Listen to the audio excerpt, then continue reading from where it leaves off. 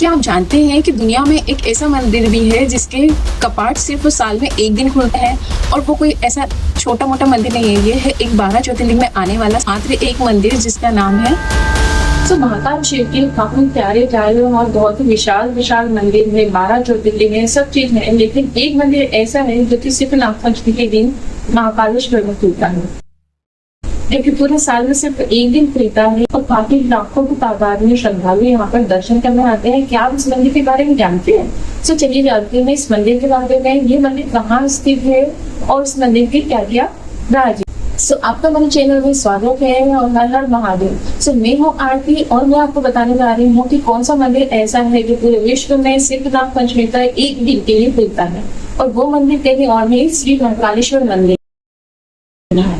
अब आप कहेंगे कि महाकालेश्वर मंदिर तो 365 डेज खुला होता है, 365 दिन खुला होता है। नहीं जी, महाकालेश्वर मंदिर में जो शिखर पर एक और मंदिर है वो है नागचंद्रेश्वर जी का मंदिर, और वो मंदिर सिर्फ साल में एक बार खुलता है। जो तीसरी मंजिल पर आपको जो उसका शिखर दिखता है, वहां पर एक मंदिर है। वो मंदिर है नागचंद्रेश्वर जी का, जो कि सिर्फ साल में एक बार खुलता है। इसके बारे में विस्तार से जानकारी जानते हैं। तो मैं आपको सारी चीजें एक्सप्लेन करने वाली हूँ। मैं हूँ उज्जैन से, जो मेरा होम टाउन है वो है उज्जैन। उज्जैन में मैं पली बड़ी हूँ और मैं ज्यादातर टाइम मैंने उज्जैन में ही बिताया है। वहाँ के बारे में मुझे सारी जानकारी है। उसी के बारे में मैं आपको सारे 1 by 1 एक्सप्लेन करने वाली हूँ।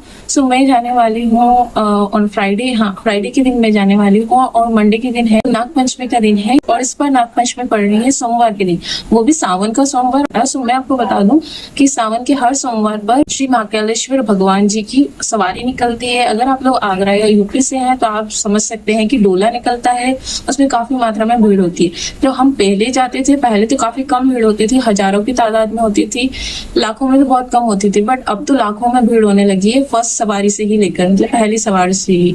पहले जो शाही सवारी होती थी सावन में होती है 4 सवारी, उसके बाद में भादों में होती है 2 सवारी। महीने होते हैं ये जो कृष्ण पक्ष और शुक्ल पक्ष, इनके तालमेल जोड़कर कभी कभी सवारी का जो संख्या होती है वो ज्यादा भी हो जाती है। तो जो सबसे आखिरी में निकलती थी, मतलब कि शाही सवारी, उस दिन ज्यादा भीड़ होती थी, पर अब तो हर सोमवार की सवारी में बहुत ही ज्यादा भीड़ होने लगी है। इस बार मैं भी जाने वाली हूँ सवारी में। मैं जो भी उसका एक्सपीरियंस होगा आप लोगों के साथ में जरूर शेयर करूंगी। हम अब बात करते हैं नागचंद्रेश्वर के बारे में। नागचंद्रेश्वर का जो मंदिर है, इसमें जो मूर्ति है वो है नागचंद्रेश्वर भगवान जी की, करीब चांदी से बनी है, और जो पिंड बनी है वो काले पत्थर से बनी है, और काफी छोटा सा ये गर्भगृह है, लेकिन इसके लिए काफी ज्यादा संख्या में लोग आते हैं। जब मैं छोटी थी तब हम लोग जब दर्शन करने जाते थे तो हमें 15 से 12-15 घंटे लगते थे। हम जाते थे मेरी दादी के साथ में, और फुल नाइट हम लोग वहीं रहते थे। लाइन चलती रहती थी, लाइन से ही दर्शन होते थे एक एक करके।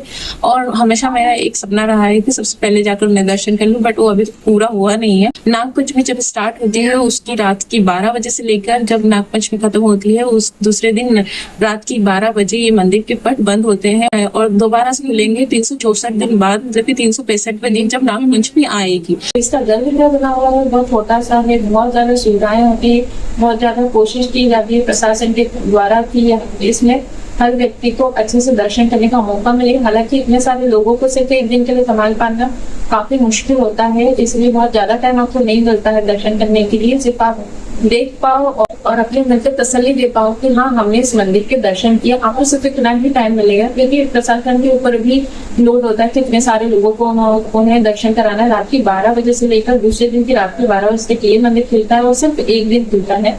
आप 365 डेज में इस मंदिर में नहीं जा सकते। अब महाकाल के दर्शन तो आप जब चाहे तब कर सकते हो। महाकाल तो अद्भुत है ही, लेकिन जो ये नागचंद्रेश्वर का मंदिर है ये और भी ज्यादा अद्भुत है, और भी ज्यादा इसकी मान्यता मानी जाती है। तो आप पॉसिबल हो पाए तो नागचंद्रेश्वर के दर्शन अपने जीवन में जरूर एक बार कीजिएगा, और उस शांति को अनुभव कीजिएगा जो हमने भी किया। मैं रहती हूँ उज्जैन में, और मैंने तो इस मंदिर के दर्शन कई बार किए हैं, शायद बहुत बार किए होंगे, और महाकालेश्वर का मंदिर के भी मैंने दर्शन कई बार किए हैं।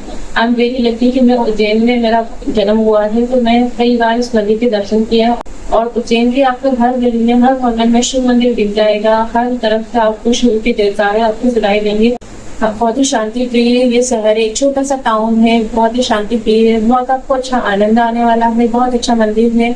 और इसके में कनेक्टिविटी की अगर हम बात करें तो कनेक्टिविटी आपको ट्रेन के थ्रू मिल जाएगी, फ्लाइट के थ्रू मिल जाएगी या बस के थ्रू मिल जाएगी। अगर आप फ्लाइट के थ्रू जाते हैं तो आपको इंदौर में एयरपोर्ट मिलेगा, जिसके बाद आप केव करके आप उज्जैन तक आ सकते हैं। अगर आप ट्रेन के थ्रू जाते हैं तो डायरेक्ट ट्रेन भी मिल जाती है, बस के थ्रू जाते हैं तो 10-12 घंटे की स्लीपर बस में भी आप जा सकते हैं। अगर आप कहीं दूर रहते हैं तो जैसे मैं रहती हूँ आगरा में, मेरा ससुराल आगरा में से, मैं आगरा में होती हूँ तो आगरा से उज्जैन जाती हूँ बस के थ्रू, स्लीपर बस के थ्रू जाती हूँ, तो मुझे बहुत ज़्यादा मतलब 10-12 घंटे का अप्रॉक्स लगता है एंड सेफली मैं पहुंच जाती हूँ। मैं बस भी प्रीफर करती हूँ क्योंकि मैं अकेले जाती हूँ मोस्ट ऑफ द टाइम, इससे मुझे बस ज़्यादा कन्वीनियंट लगती है।